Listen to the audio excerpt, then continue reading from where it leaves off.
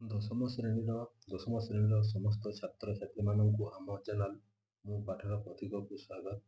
ତ ଆଜି ଆମେ ଦଶମ ଶ୍ରେଣୀର ଭୌତିକ ବିଜ୍ଞାନର ପ୍ରଥମ ଅଧ୍ୟାୟ ରାସାୟନିକ ପ୍ରତିକ୍ରିୟା ଓ ରାସାୟନିକ ସମୀକରଣ ଚ୍ୟାପ୍ଟରଟିକୁ ଆଲୋଚନା କରିବା। ତ ଦେଖ, ରାସାୟନିକ ପ୍ରତିକ୍ରିୟା କହିଲେ ଆମେ କ'ଣ ବୁଝୁଛୁ ଟିକେ ବୁଝିନେବା।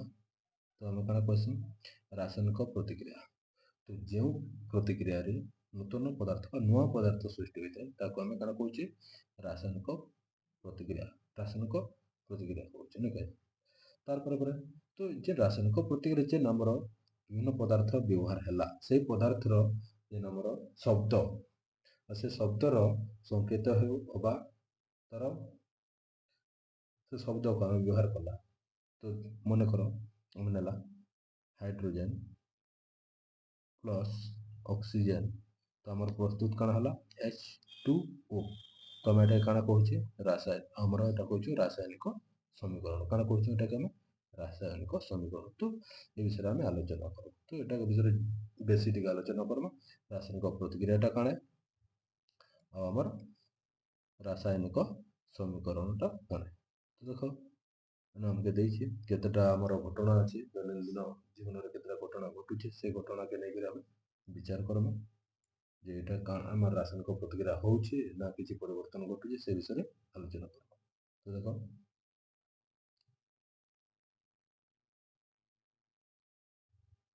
ତ ଆମେ ଯିମା ଖରାଦିନେ କ୍ଷୀରକୁ ଯେତେବେଳେ ଆମେ ଖରାଦିନେ ସାଧାରଣ ତାପମାତ୍ରାରେ ରଖିଦେଲେ କ'ଣ ହେଉଛି? ଖଟା ହେଇଯାଇଛି। କ'ଣ ହେଉଛି? ଖଟା ହେଇଯାଇଛି। ଖଟା ହେଉଛି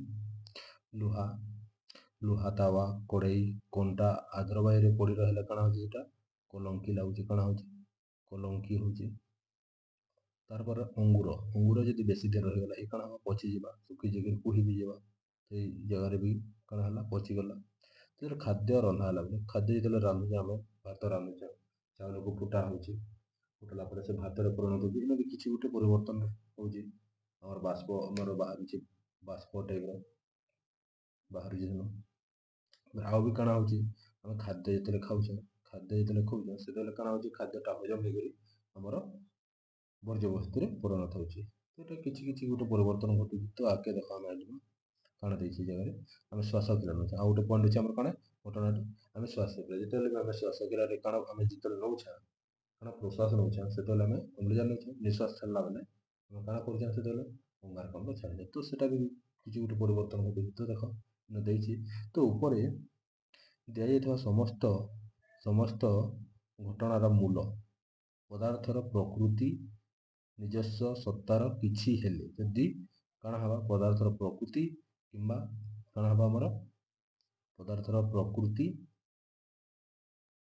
ଆଉ ନିଜସ୍ୱ ସତ୍ତାର ଯଦି କିଛି ବି ପରିବର୍ତ୍ତନ ହେଉଛି, ତ ହେଲେ ଆମେ କ'ଣ କମା? ପରିବର୍ତ୍ତନ ଘଟିଥାଏ, ହେଲେ ଆମେ କ'ଣ କମା? ଯେ ଗୋଟେ କିଛି ଗୋଟେ ପ୍ରତିକ୍ରିୟାଟେ ହେଲା, କ'ଣ ହେଲା? ରାସାୟନିକ ପରିବର୍ତ୍ତନ ଘଟିଲେ ଆମେ ତାକୁ କ'ଣ କହିବା?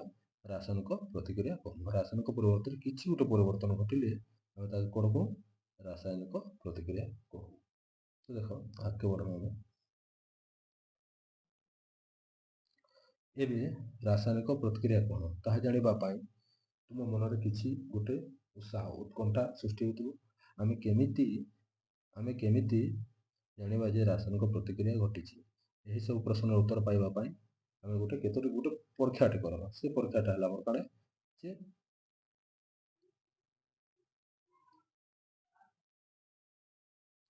ତ ଦେଖ, ତୁମ ପାଇଁ କାମ ଏକ ଦେଇଛି। ତ ଆମେ ଯେତେବେଳେ ବି ତୁମ ପାଇଁ କାମ କରୁଛେ, ତ ସେତେବେଳେ ଆମେ ଶିକ୍ଷକଙ୍କ ସହାୟତା ନେବାଟା ଜରୁରୀ। ତ ଦେଖ, ଆମକୁ କହୁଛି ପହଲା ସେ କ'ଣ କହିଛି? ଯେ 2 ସେଣ୍ଟିମିଟର ଲମ୍ବର ଏକ ମ୍ୟାଗ୍ନେସିୟମ ପତଳା ପାତକୁ ବାଲି କାଗଜ ସାହାଯ୍ୟରେ ସଫା କର। କ'ଣ କର? ଗୋଟେ 2 ସେଣ୍ଟିମିଟର ଲମ୍ବର ଗୋଟେ ମ୍ୟାଗ୍ନେସିୟମ ପତଳା ପାତକେ ଆମକେ ବାଲି କାଗଜରେ କ'ଣ କରବାର ଅଛି? ଟିକେ ସଫା କରବାର ଅଛି। ସଫା କଲା ପରେ ତାପରେ ଦେଖ ଆଗକେ ବଢ଼ବା।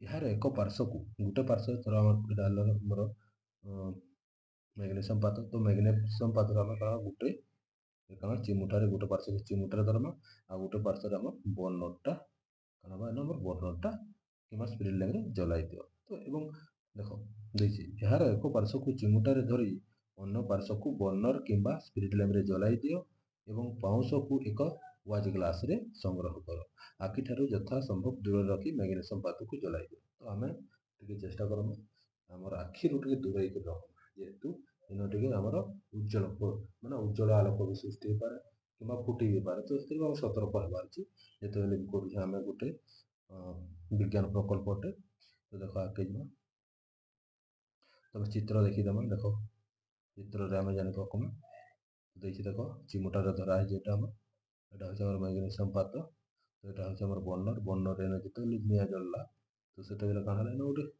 हमर एटा देखि पर दबो एटा काना है हमर संग्रहित होय एटा होचे हमर मैग्नेशियम ऑक्साइड जे पथला पाउसटा जे पल्ला पुडी करी हमर मैग्नेशियम पात जे पुडी गला हमर जे पुडला बर्नर रे पुडा हला सेते बेले काना हमर उठे धला चूर्णटे सृष्टि हला ए धला चूर्णटा होचे मैग्नेशियम ऑक्साइड तो आके जो दे दीजिए तो सेटा हम वाच ग्लास रे संग्रह कला तो देखो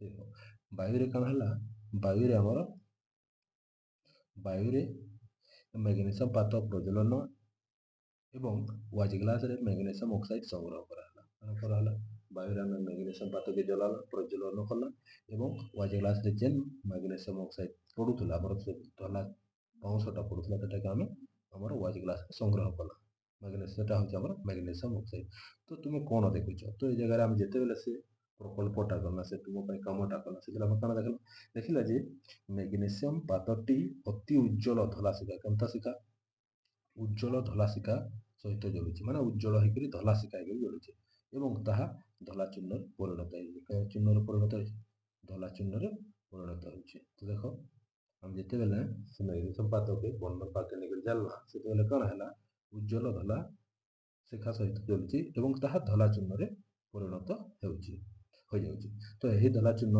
କ'ଣ ଏହି ଧଲା ଚୂର୍ଣ୍ଣଟା ହେଉଛି କ'ଣ ମ୍ୟାଗ୍ନେସିୟମ ଅକ୍ସାଇଡ୍ ଯାହାର ସଂକେତ ହେଉଛି MgO ଆଣବିକ ସଂକେତଟା ହେଉଛି MgO এটা হচ্ছে আমার ম্যাগনেসিয়াম অক্সাইড ম্যাগনেসিয়ামের প্রতীক হচ্ছে Mg আর অক্সিজেনটা হচ্ছে আমার O2 এই যেতলে রাসায়নিক প্রতিক্রিয়া হচ্ছে সেতলে কানা সৃষ্টি হচ্ছে MgO সৃষ্টি হচ্ছে তো আকে মানে দেই দিছি নিচে দেখো ଏହା ମ୍ୟାଗ୍ନେସିୟମ ଓ ବାୟୁରେ ଥିବା ଅକ୍ସିଜେନ ମଧ୍ୟରେ ରାସାୟନିକ ପ୍ରତିକ୍ରିୟା ହେତୁ ସୃଷ୍ଟି ତ ଏଇ ଯେନ୍ ଆମର ମ୍ୟାଗ୍ନେସିୟମ ଅକ୍ସାଇଡଟା ସୃଷ୍ଟି ହେଲା କାରଣ ଆମର ଏଇ ମ୍ୟାଗ୍ନେସିୟମ ଅକ୍ସାଇଡଟା ଯେନ୍ ସୃଷ୍ଟି ହେଲା ଆମର ତ ଏ କାହାର ପ୍ରତିକ୍ରିୟା ଦ୍ୱାରା ହେଲା ଆମର ମ୍ୟାଗ୍ନେସିୟମ ଓ ବାୟୁରେ ଯେନ୍ ଅକ୍ସିଜେନ ଥିଲା ସେ ଦୁଇ ଜଣଙ୍କ ରାସାୟନିକ ପ୍ରତିକ୍ରିୟା ଯୋଗୁଁ ଆମର ଏ ମ୍ୟାଗ୍ନେସିୟମ ଅକ୍ସାଇଡଟା ସୃଷ୍ଟି ହେଲା ତ ଯେନ୍ ଆମେ ହାତରେ ତୁମ ପାଇଁ କାମ 1 2 ତ ଦେଖ ଆକେ ବଢ ଦେଖ ଦେଇଛି ଏକ ପରୀକ୍ଷା ନଳୀରେ କିଛି କ'ଣ କର ଲେଡ୍ ନାଇଟ୍ରେଟ୍ ନେବା ଲେଡ୍ ନାଇଟ୍ରେଟ୍ର ଆଣବିକ ସଂକେତ ହେଉଛି ଆମର PbNO3 ହୋଲ୍ 2 କ'ଣ PbNO3 ହୋଲ୍ 2 PbNO3 ହୋଲ୍ 2 এটা ହେଉଛି PbNO3 ହୋଲ୍ 2 এটা ହେଉଛି ଆମର ଲେଡ୍ ନାଇଟ୍ରେଟ୍ ଆମର ଆସିଗଲା ଏଟା ଆମେ ଗୋଟେ ପାତ୍ରରେ ନେବା ଜଳୀୟ ଦ୍ରବଣ ନିଅ ନଳୀରେ ପରୀକ୍ଷା ନଳୀରେ ନେବା ଆଉ ଗୋଟେ ତହିଁରେ पोटासियम आयोडाइड जलीय द्रवण मिश्रण आमर परीक्षा नली काना करबा हमें सेथिन पोटासियम आयोडाइड सॉरी KI काना मिश्रण KI पोटासियम आयोडाइड मिश्रण सेथिन किंतु हमर लेड नाइट्रेट तो काना सेनु काना तैयार हबा टिके देखि दमा देखो जेते बेले हमें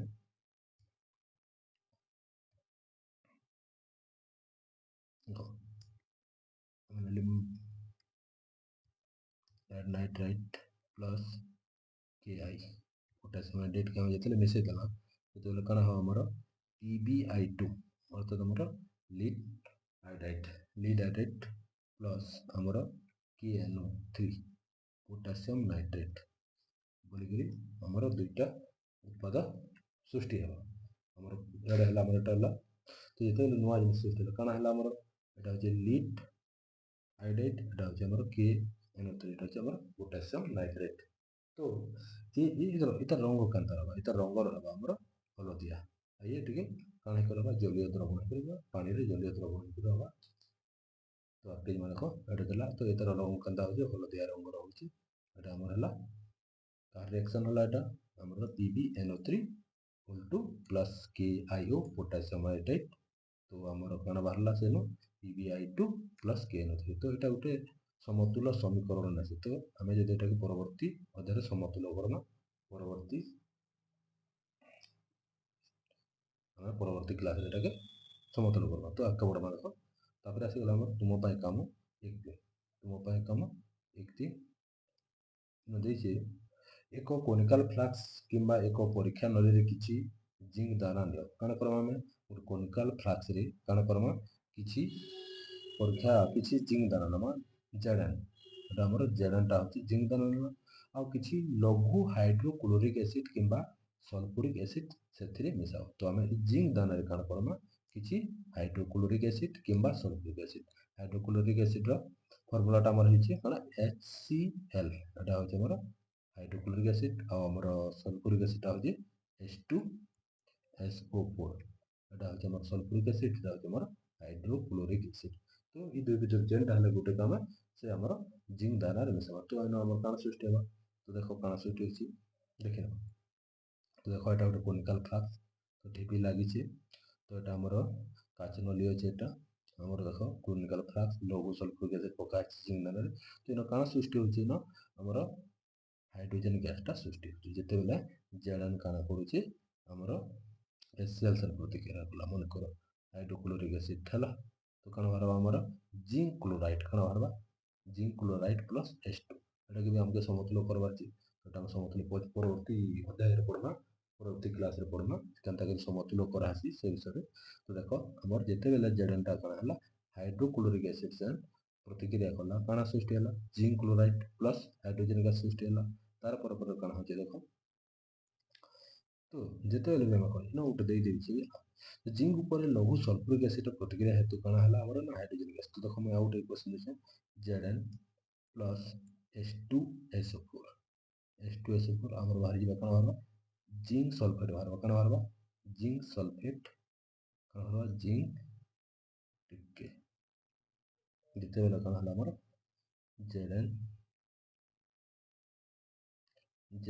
प्लस H2SO4 जेते प्रतिक्रिया हला हमर काण बारबा जिंक सल्फेट बाहर काण हबा जिंक सल्फेट प्लस H2 बाहर हला तो हमर न जिंक सल्फेट बाहरला अन हाइड्रोजन गैस टा बाहरला तो जेते बेले हम काण करछ एसिड सावधान टिके रहबार छै एसिड को सावधान होई व्यवहार करो तो जिंक दाना चारि पाखे कोन घटुछि देखि पाउछ कि तो देखबा न बुझ साउंड होतबा हमर हाइड्रोजन गैस टा बाहर तो कोनिकल फ्लास्क किंबा परीक्षा नली को स्पर्श कले सेटा गरम लागुछि ना ठंडा लागुछि ता भी टेस्ट करबार जेहेतु एटा हम बही रे अछु आ प्रैक्टिकल क्लास रे पूरा सेटा करि पारमा टेस्ट भी हम परीक्षा भी करि देखि पारमा तापर देखो ऊपर दिया जाइतबा तीनोटी तुम पाई काम जो परिवर्तन है ताहा रासायनिक प्रतिक्रिया घटी कि नहीं जणाई तो से जगह जेतेटा भी आम तुम पाई काम कला से तीनटा रे किछि रासायनिक प्रतिक्रिया घटी का से जिनिसटा हमके से बतैबा तो देखो आम केतेटा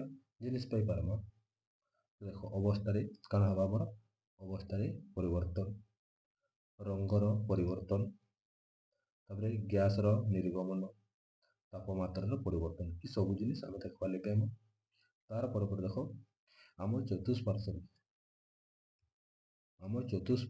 घटुवा विभिन्न परिवर्तन को आम लक्ष्य कले आम जापर जे विभिन्न प्रकार रासायनिक प्रतिक्रिया घटुची यही अध्याय से गुड़िकर प्रतीकात्मक उपस्थापन कर से संबंध में अधिक आलोचना करमा तो नेक्स्ट क्लास रे पढ़मा रासायनिक समीकरण तो रासायनिक समीकरण से विषय परवर्ती क्लास रे पढ़मा तो ठीक है धन्यवाद थैंक यू।